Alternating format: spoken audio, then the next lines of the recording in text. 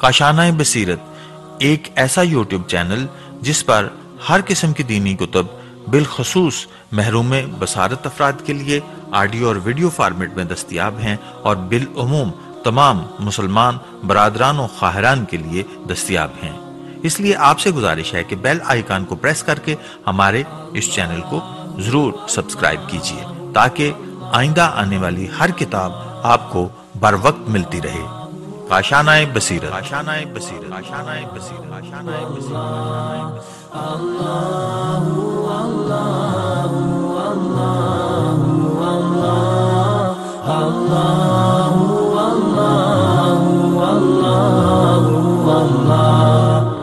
بسم اللہ الرحمن الرحیم۔ السلام علیکم۔ یہ کاشانہ بصیرت کا یوٹیوب چینل ہے۔ ہم جو کتاب پڑھنے جا رہے ہیں اس کا نام ہے خلافت و ملوکیت، مصنف مولانا سید ابو اعلیٰ مودودی، با اہتمام سید خالد فاروق مودودی، ناشر ادارہ ترجمان القرآن، اشاعت 1 اکتوبر 1966۔ اب ہم کتاب کا پارٹ نمبر 1 پڑھیں گے۔ فہرست مضامین، صفحہ نمبر 5، عرض ناشر صفحہ نمبر 9، دیباچہ صفحہ نمبر 11، باب اول قرآن کی سیاسی تعلیمات، نمبر 1 تصور کائنات صفحہ نمبر 17، نمبر 2 حاکمیت الہی صفحہ نمبر 24، نمبر 3 اللہ کی قانونی حاکمیت صفحہ نمبر 29، نمبر 4 رسول کی حیثیت صفحہ نمبر 32، نمبر 5 بالاتر قانون صفحہ نمبر 33، نمبر 6 خلافت صفحہ نمبر 34، نمبر 7 خلافت کی حقیقت صفحہ نمبر 35، نمبر 8 اجتماعی خلافت صفحہ نمبر 37، نمبر 9 ریاست کی اطاعت کے حدود صفحہ نمبر 38، نمبر 10 شورا صفحہ نمبر 38، نمبر 11 اولو الامر کی صفات صفحہ نمبر 39، نمبر 12 دستور کے بنیادی اصول صفحہ نمبر 42، نمبر 13 ریاست کا مقصد صفحہ نمبر 45، نمبر 14 بنیادی حقوق صفحہ نمبر 46، نمبر 15 باشندوں پر حکومت کے حقوق صفحہ نمبر 50، نمبر 16 خارجی سیاست کے اصول صفحہ نمبر 51، اسلامی ریاست کی خصوصیات صفحہ نمبر 55، باب دوم اسلام کے اصول حکمرانی، نمبر 1 قانون خداوندی کی بالاتری صفحہ نمبر 61، نمبر 2 عدل بین الناس صفحہ نمبر 63، نمبر 3 مساوات بین المسلمین صفحہ نمبر 64، نمبر 4 حکومت کی ذمہ داری اور جواب دہی صفحہ نمبر 66، نمبر 5 شورا صفحہ نمبر 69، نمبر 6 اطاعت فی المعروف صفحہ نمبر 70، نمبر 7 اقتدار کی طلب و حرص کا ممنوع ہونا صفحہ نمبر 74، نمبر 8 ریاست کا مقصد وجود صفحہ نمبر 75، نمبر 9 امر بالمعروف و نہی عن المنکر کا حق اور فرض صفحہ نمبر 77، باب صوم خلافت راشدہ اور اس کی خصوصیات، نمبر 1 انتخابی خلافت صفحہ نمبر 83، نمبر 2 شوروی حکومت صفحہ نمبر 87، نمبر 3 بیت المال کے امانت ہونے کا تصور صفحہ نمبر 88، نمبر 4 حکومت کا تصور صفحہ نمبر 91، نمبر 5 قانون کی بالاتری صفحہ نمبر 95، نمبر 6 عصبیتوں سے پاک حکومت صفحہ نمبر 96، نمبر 7 روح جمہوریت صفحہ نمبر 100، باب چہارم خلافت راشدہ سے ملوکیت تک، تغیر کا آغاز صفحہ نمبر 106، دوسرا مرحلہ صفحہ نمبر 116، تیسرا مرحلہ صفحہ نمبر 120، چوتھا مرحلہ صفحہ نمبر 127، پانچواں مرحلہ صفحہ نمبر 132، چھٹا مرحلہ صفحہ نمبر 140، آخری مرحلہ صفحہ نمبر 147۔ باب پنجم خلافت اور ملوکیت کا فرق، نمبر 1 تقرر خلیفہ کے دستور میں تبدیلی صفحہ نمبر 157، نمبر 2 خلفاء کے طرز زندگی میں تبدیلی، صفحہ نمبر 160۔ نمبر 3 بیت المال کی حیثیت میں تبدیلی، صفحہ نمبر 161۔ نمبر 4 آزادی اظہار رائے کا خاتمہ، صفحہ نمبر 163۔ نمبر 5 عدلیہ کی آزادی کا خاتمہ، صفحہ نمبر 168۔ نمبر 6 شوروی حکومت کا خاتمہ، صفحہ نمبر 168۔ نمبر 7 نسلی اور قومی عصبیتوں کا ظہور، صفحہ نمبر 170۔ نمبر 8 قانون کی بالاتری کا خاتمہ، صفحہ نمبر 172۔ حضرت معاویہ کے عہد میں، صفحہ نمبر 173۔ یزید کے دور میں، صفحہ نمبر 179۔ دولت بنی مروان میں، صفحہ نمبر 185۔ عمر بن عبدالعزیز کا مبارک دور، صفحہ نمبر 188۔ دولت بنی عباس، صفحہ نمبر 192۔ عباسیوں کے وعدے، صفحہ نمبر 192۔ ان کا عمل، صفحہ نمبر 193۔ شعوبی تحریک اور زندقہ، صفحہ نمبر 196۔ امت کا رد عمل، صفحہ نمبر 201۔ قیادت کی تقسیم، صفحہ نمبر 202۔ سیاسی قیادت، صفحہ نمبر 202۔ دونوں دینی قیادت، صفحہ نمبر 203۔ دونوں قیادتوں کا باہمی تعلق، صفحہ نمبر 204۔ اسلام کا اصل منشا، صفحہ نمبر 205۔ باب ششم مسلمانوں میں مذہبی اختلافات کی ابتدا اور اس کے اسباب، شیعہ، صفحہ نمبر 211۔ خوارج، صفحہ نمبر 213۔ مرجیہ، صفحہ نمبر 216۔ معتزلہ، صفحہ نمبر 218۔ سواد اعظم کی حالت، صفحہ نمبر 220۔ باب ہفتم امام ابو حنیفہ کا کارنامہ، مختصر حالات زندگی، صفحہ نمبر 223۔ ان کی آراء، صفحہ نمبر 229۔ عقیدہ اہل سنت کی توضیح، صفحہ نمبر 230۔ خلفائے راشدین کے بارے میں، صفحہ نمبر 231۔ صحابہ کرام کے بارے میں، صفحہ نمبر 232۔ تعریف ایمان، صفحہ نمبر 233۔ گناہ اور کفر کا فرق، صفحہ نمبر 234۔ گناہ گار مومن کا انجام، صفحہ نمبر 235۔ اس عقیدے کے نتائج، صفحہ نمبر 236۔ قانون اسلامی کی تدوین، صفحہ نمبر 237۔ باب ہشتم خلافت اور اس کے متعلقہ مسائل میں امام ابو حنیفہ کا مسلک۔ نمبر 1 حاکمیت کا مسئلہ، صفحہ نمبر 247۔ نمبر 3 اہلیت خلافت کی شرائط، صفحہ نمبر 251۔ فاسق و ظالم کی امامت، صفحہ نمبر 251۔ خلافت کے لیے قرشیت کی شرط، صفحہ نمبر 255۔ نمبر 4 بیت المال، صفحہ نمبر 256۔ نمبر 5 عدلیہ کی انتظامیہ سے آزادی، صفحہ نمبر 257۔ نمبر 6 آزادی اظہار رائے کا حق، صفحہ نمبر 261۔ نمبر 7 ظالم حکومت کے خلاف خروج کا مسئلہ، صفحہ نمبر 264۔ خروج کے معاملے میں امام کا اپنا طرز عمل، صفحہ نمبر 266۔ زید بن علی کا خروج، صفحہ نمبر 266۔ نفس زکیہ کا خروج، صفحہ نمبر 268۔ امام ابو حنیفہ اس مسلک میں منفرد نہیں ہے، صفحہ نمبر 272۔ باب نہم امام ابو یوسف اور ان کا کام، حالات زندگی، صفحہ نمبر 280۔ علمی کمالات، صفحہ نمبر 280۔ فقہ حنفی کی تدوین، صفحہ نمبر 281۔ منصب قضاء، صفحہ نمبر 282۔ سیرت کی بلندی اور مضبوطی، صفحہ نمبر 283۔ کتاب الخراج، صفحہ نمبر 285۔ خلافت راشدہ کی طرف رجوع، صفحہ نمبر 286۔ نمبر 1 حکومت کا تصور، صفحہ نمبر 287۔ نمبر 2 روح جمہوریت، صفحہ نمبر 288۔ نمبر 3 خلیفہ کے فرائض، صفحہ نمبر 289۔ نمبر 4 مسلم شہریوں کے فرائض، صفحہ نمبر 290۔ نمبر 5 بیت المال، صفحہ نمبر 290۔ نمبر 6 ضرب محاصل کے اصول، صفحہ نمبر 291۔ نمبر 7 غیر مسلم رعایا کے حقوق، صفحہ نمبر 292۔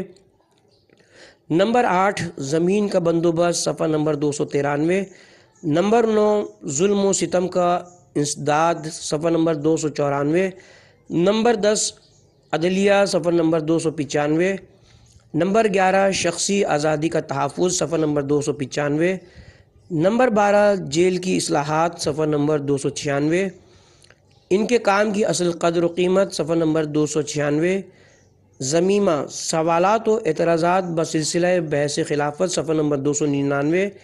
زیر بحث مسائل کی اہمیت صفحہ نمبر 299۔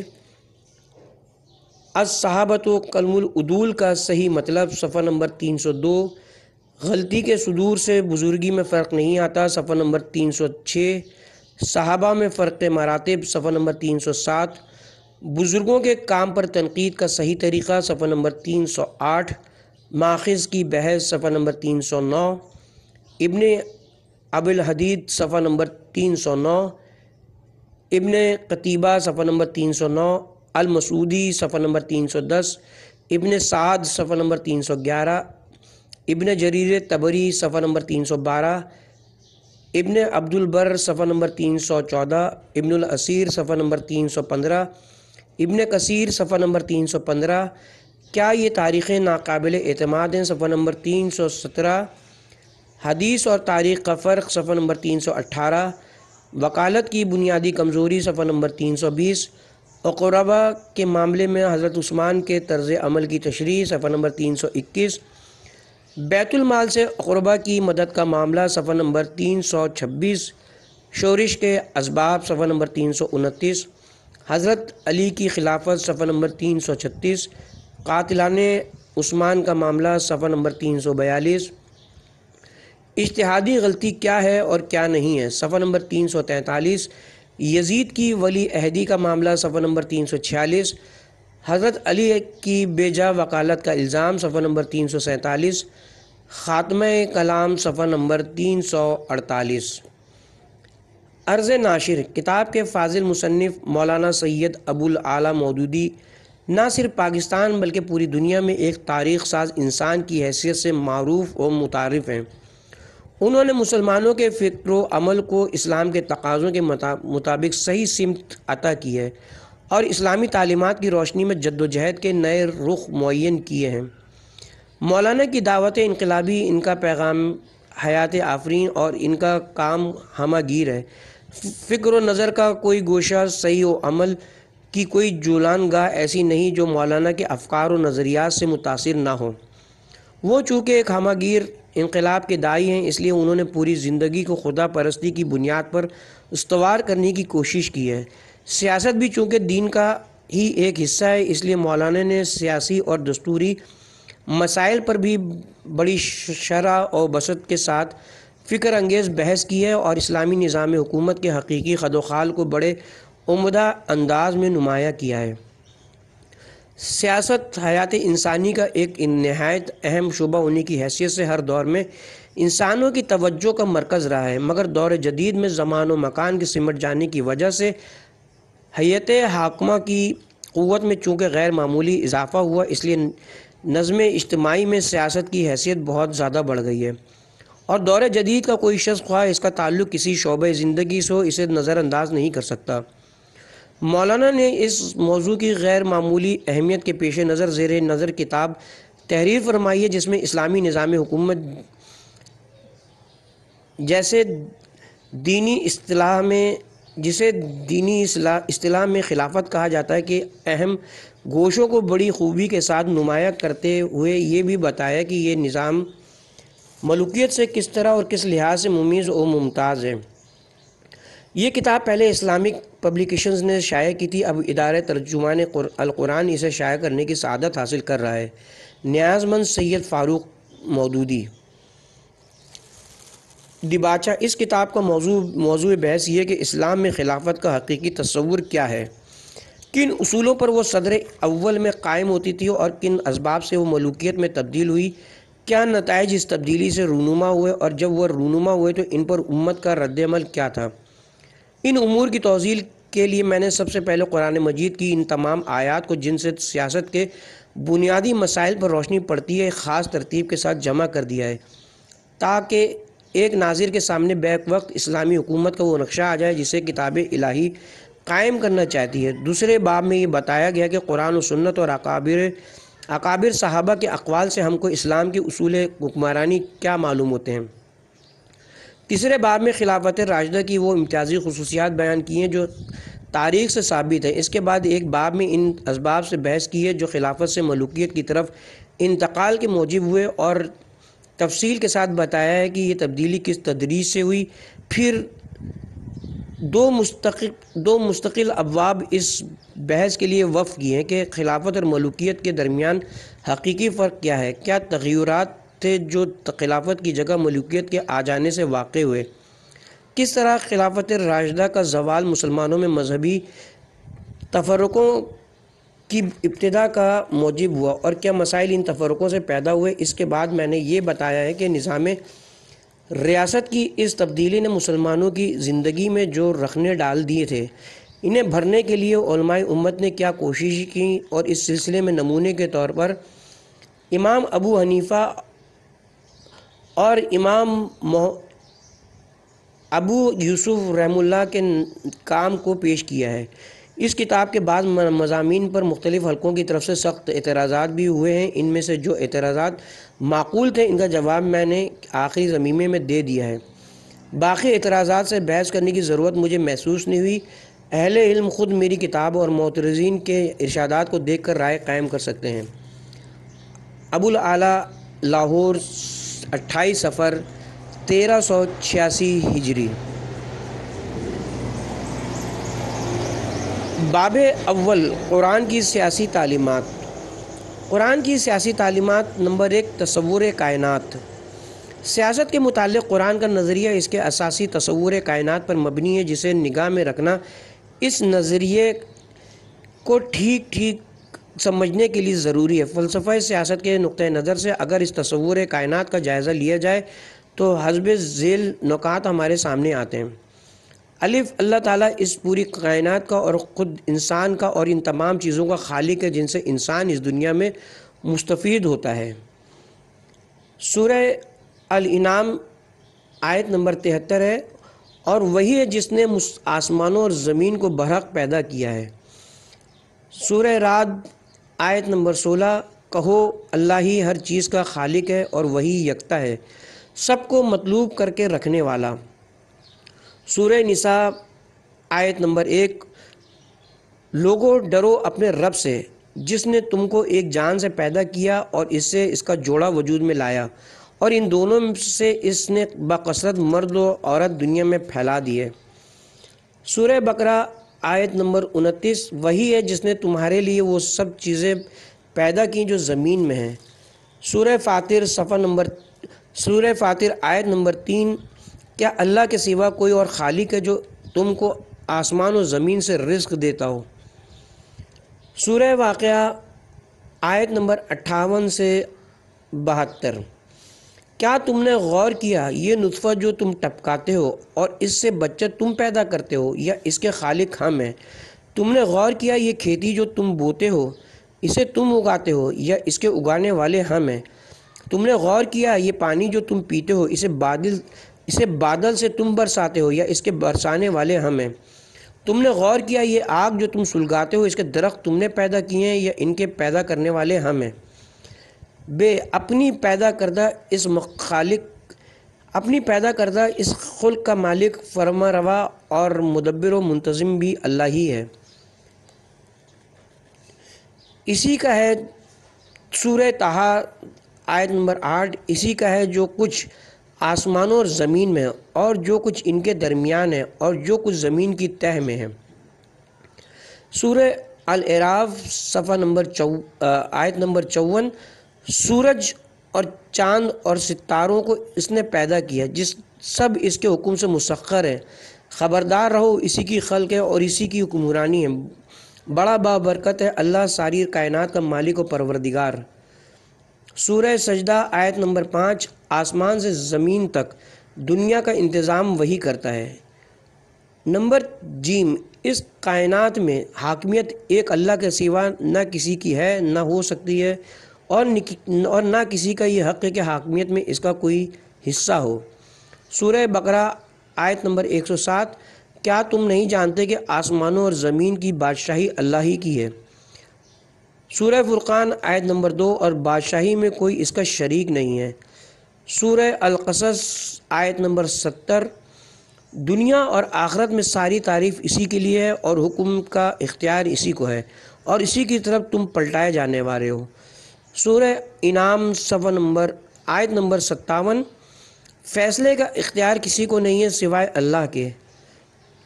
سورہ کہف آیت نمبر 26، بندوں کے لیے اس کے سوا کوئی ولی و سرپرست نہیں اور وہ اپنے حکم میں کسی کو شریک نہیں کرتا۔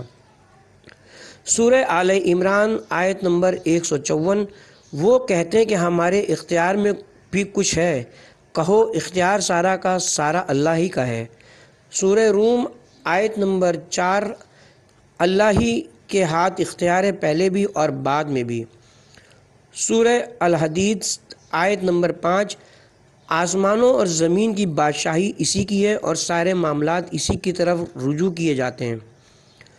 سورہ نحل آیت نمبر 17، کیا وہ جو پیدا کرتا ہے اس کی طرح ہو سکتا ہے جو پیدا نہیں کرتا؟ تم ہوش میں نہیں آتے۔ سورہ رعد آیت نمبر 16، کیا ان لوگوں نے اللہ کے کچھ ایسے شریک بنا لیے ہیں جنہوں نے اللہ کی طرح کچھ پیدا ہو اور ان پر تخلیق کا معاملہ مشتبہ ہو گیا ہو۔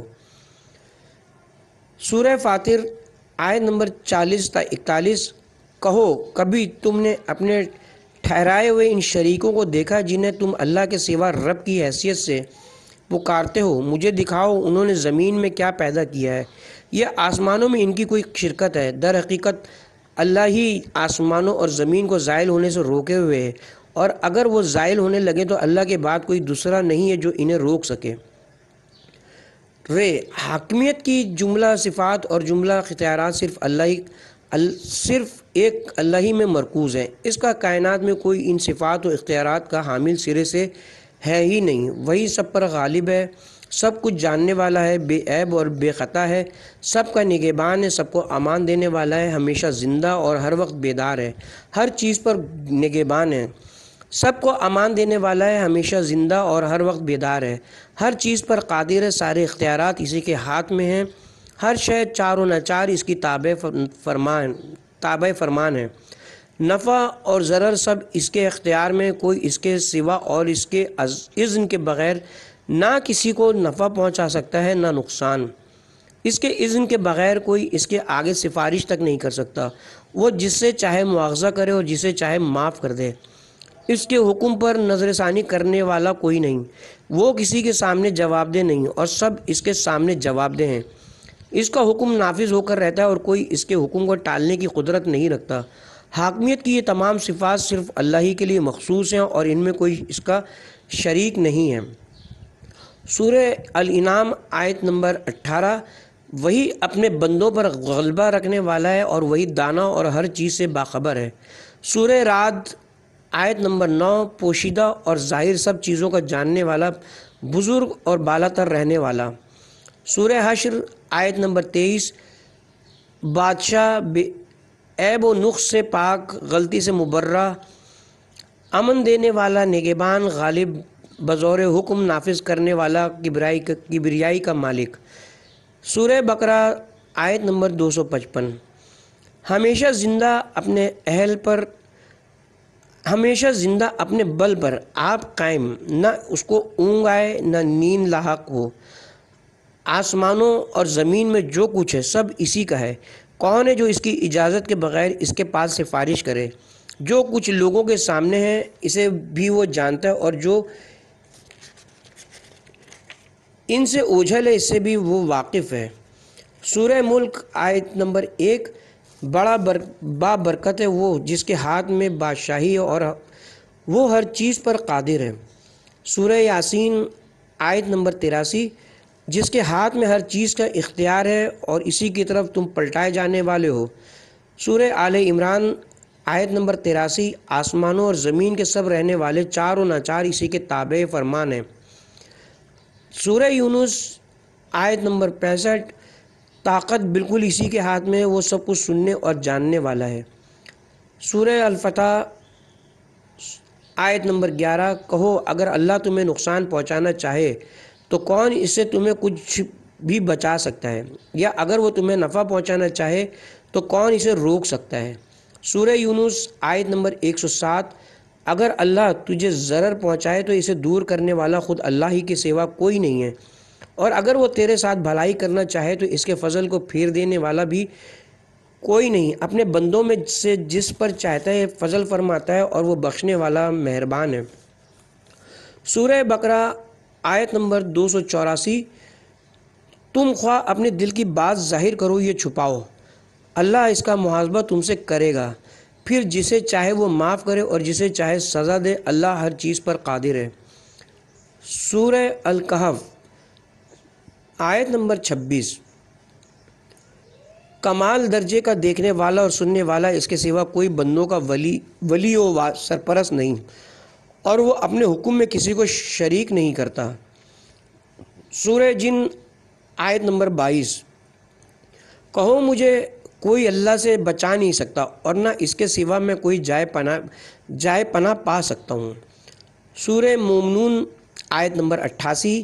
وہ پناہ دیتا ہے اور اس کے مقابلے میں پناہ نہیں دی جا سکتی۔ سورہ البروج آیت نمبر 13 تا 16۔ وہی ابتدا کرتا ہے اور وہی اعادہ کرتا ہے، اور وہی بخشنے والا اور محبت کرنے والا ہے، تخت سلطنت کا مالک ہے اور بزرگ، جو کچھ چاہے کر گزرنے والا۔ سورہ مائدہ آیت نمبر 1۔ بے شک اللہ جو کچھ چاہتا ہے فیصلہ کرتا ہے۔ سورہ رعد آیت نمبر 41۔ اللہ فیصلہ کرتا ہے اور کوئی اس کے فیصلے پر نظر ثانی کرنے والا نہیں ہے۔ سورہ انبیاء آیت نمبر 23۔ جو کچھ وہ کرتا ہے اس پر کسی کے سامنے وہ جواب دہ نہیں ہے، اور دوسرے سب جواب دہ ہیں۔ سورہ کہف آیت نمبر 27۔ اس کے فرامین کو بدلنے والا کوئی نہیں، اور تو اس کے مقابلے میں کوئی جائے پناہ نہیں پا سکتا۔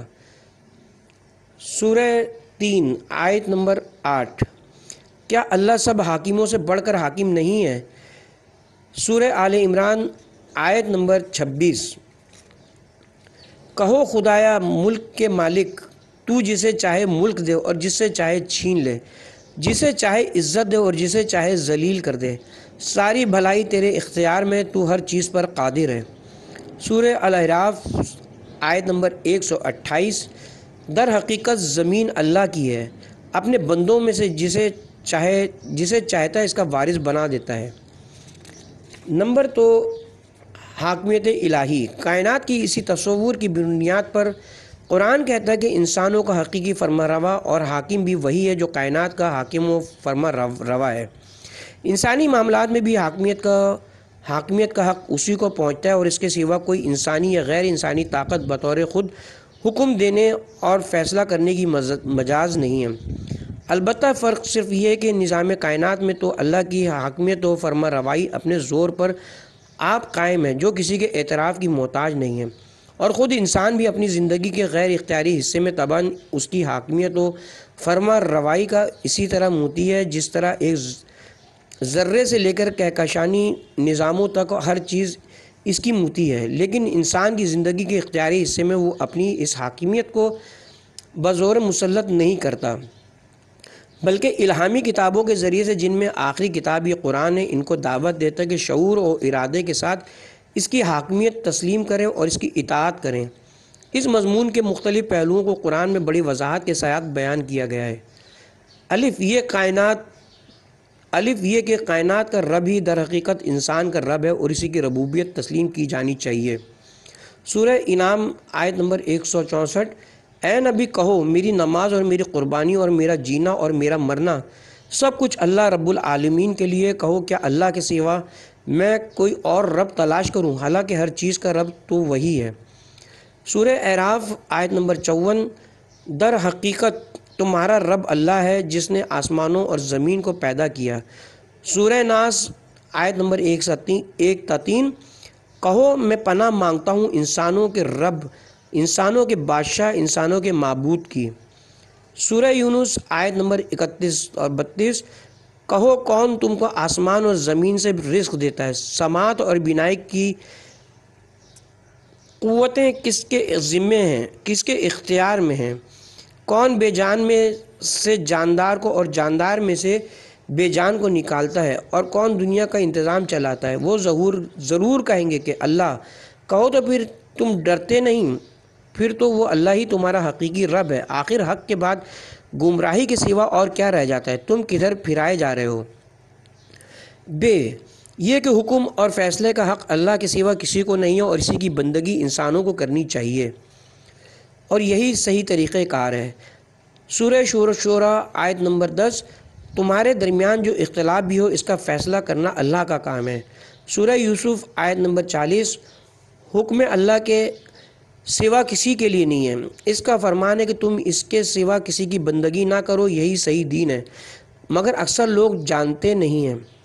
سورہ آل عمران صفحہ نمبر 154، وہ کہتے ہیں کہ ہمارا بھی کچھ اختیار ہے، کہو اختیار سارا کا سارا اللہ ہی کا ہے۔ جیم، یہ کہ حکم دینے کا حق اللہ کو اس لیے کہ وہ ہے کہ وہی خالق ہے۔ سورہ اعراف آیت نمبر 54، خبردار اسی کی خلق ہے اور اسی کا امر ہے۔ دال، یہ کہ حکم دینے کا حق اللہ کو اس لیے کہ وہی کائنات کا بادشاہ ہے۔ سورہ مائدہ آیت نمبر 38 تا 40، چور مرد اور چور عورت دونوں کے ہاتھ کاٹ دو، کیا تم نہیں جانتے کہ آسمانوں اور زمین کی بادشاہی اللہ ہی کے لیے ہے؟ یہ کہ اللہ کا حکم اس لیے برحق ہے کہ وہی حقیقت کا علم رکھتا ہے اور وہی صحیح رہنمائی کر سکتا ہے۔ سورہ بقرہ آیت نمبر 216، ہو سکتا ہے ایک چیز تمہیں ناپسند ہو اور وہ تمہارے لیے بہتر ہو، اور ہو سکتا ہے کہ ایک چیز تمہیں پسند ہو اور وہ تمہارے لیے بری ہو، اللہ جانتا ہے اور تم نہیں جانتے۔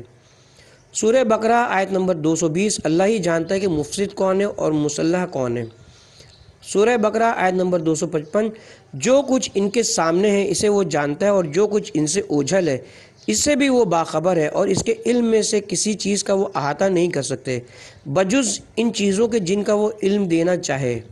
سورہ بقرہ آیت نمبر 232، اور جب تم عورتوں کو طلاق دو اور وہ اپنی عدت کی مدت کو پہنچ جائیں تو انہیں اپنی پسند کے شوہروں کے ساتھ نکاح کرنے سے نہ روکو، یہ تمہارے لیے زیادہ شائستہ اور پاکیزہ ہے، اللہ جانتا ہے اور تم نہیں جانتے۔ سورہ نساء آیت نمبر 11، اللہ تمہاری اولاد کے معاملے میں تم کو ہدایت دیتا ہے، تمہارے ماں باپ اور تمہاری اولاد میں سے کون بلحاظ نفع تم سے قریب تر ہے، اس کو تم نہیں جانتے، وراثت کا حصہ اللہ نے مقرر کر دیا ہے، یقیناً اللہ سب کچھ جانتا ہے اور دانا ہے۔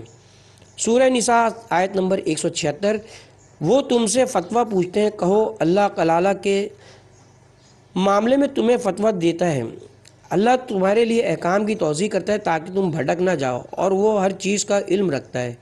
سورہ انفال آیت نمبر 75، اللہ کی کتاب میں رشتہ دار دوسروں کی بانسبت ایک دوسرے کے زیادہ حقدار ہیں، اللہ ہر چیز کا علم رکھتا ہے۔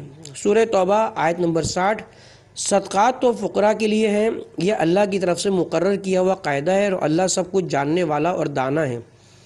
سورہ نور آیت نمبر 58 تا 59، اے لوگو جو ایمان لائے ہو، تمہارے غلام تمہارے پاس اجازت لے کر آئیں، اس طرح اللہ تمہیں احکام کھول کر بتاتا ہے اور وہ سب کچھ جاننے والا اور دانا ہے۔ سورہ المحتمنہ آیت نمبر 10، اے لوگو جو ایمان لائے ہو، جو مومن عورتیں ہجرت کر کے تمہارے پاس آئیں ان کا امتحان لو، یہ اللہ کا حکم ہے، وہ تمہارے معاملات میں فیصلہ کرتا ہے اور اللہ سب کچھ جاننے والا اور دانا ہے۔